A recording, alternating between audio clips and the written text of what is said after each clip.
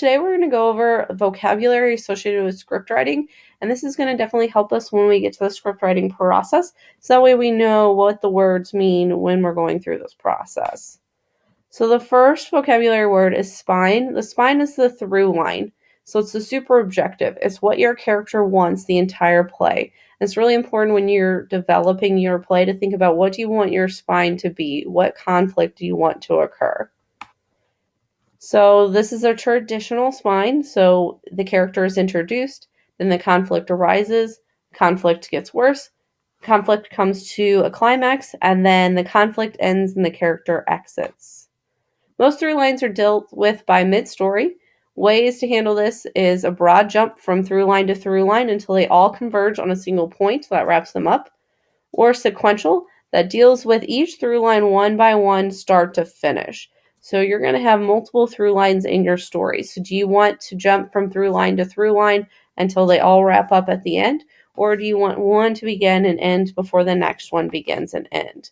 You can also have multi, where each through line is completely independent and the different stories never converge together. And you have a mix. So some through lines are dealt with in their entirety and others advance and jumps. Fourth wall is the imaginary wall at the front of the stage. You can decide whether or not you want your actors to cross this fourth wall or not. And then this video is going to be an example of fourth wall breaks in films. Next vocabulary word is foil. Foil is a character who is in most ways opposite to the main character. Sometimes it's the protagonist and sometimes it's not. It's the person who is opposite in most ways to the protagonist. Sometimes it's the antagonist and sometimes it's not. The purpose is to emphasize the traits of the main character by contrast only. So this video is going to be some character foils. So for example, Lightning McQueen in Mater. Mater is not the character in the show who is the antagonist, but he is the foil to the protagonist. So he is completely different from the protagonist.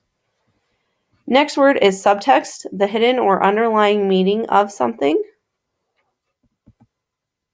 So if you go look at this balcony scene with all the subtitles, it's subtext of what is going on in the actual scene. So it's a guy and a girl talking to each other, and he likes her and she likes him, but they can't really tell that one another likes each other.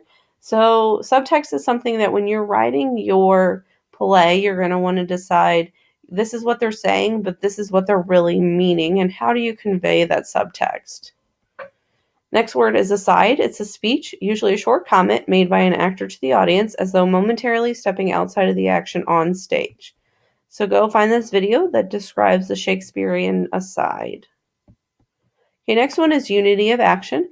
It's when a play should have one main act with no subplots. So these unities come from Aristotle, and this is what he suggested for plays. That does not mean you have to follow them, but this is just what the Greek unities by Aristotle were. Next is unity of place. It's a play covering one physical space, and it should not attempt to compress geography, nor should the stage represent more than one place. Last one is unity of time. The play should take place in no more than 24 hours and should not skip around in time. So it is completely from beginning to end in one day. Okay, next vocabulary word is denouement.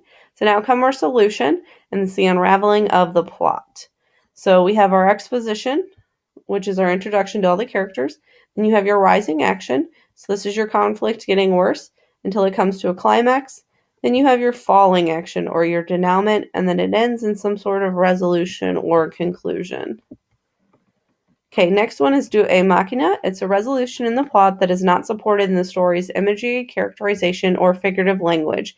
It's literally when an unbelievable ending swoops in by God. So this next one is top 10 moments where that happens in film. So go ahead and watch that so you can get some examples of what those kind of moments look like. Next one is pace, how quickly or slowly the writer takes a reader through the story.